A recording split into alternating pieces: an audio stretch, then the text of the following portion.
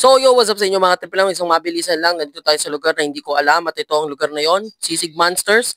Nandito tayo ngayon para bumili ng pagkain ng isang babaitang nagugutom. Samantalang may aso dito, tignan nyo.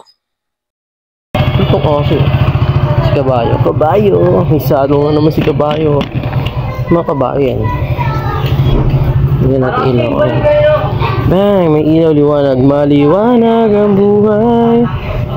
Okay, tapos na tayo sa eksena ni Kabayo. Nagugutom na ako. Kinuha ko na yung pagkain. Kaya ito. So, ayan guys. Binigay na sa atin yung isang shawarma. And let's try it. Ito ang dahilan kung ba't nandito kami. Yan. Nag-iinarte sa pagkain. Ano? Nakailang ano tayo? Nakailang hanap ng pagkain kung anong gusto mo. 5, 6. Bago mag-decide. Pala yung siomay. Ayun na yung siomay. Kunyari ayos sumagot sa interview. Ano po masasabi? Nasa harap. At yan, tapos na ang interview. Uwi na kami. Paalam. Maraming salamat sa mga nanood. At ito, alis na kami. And bye.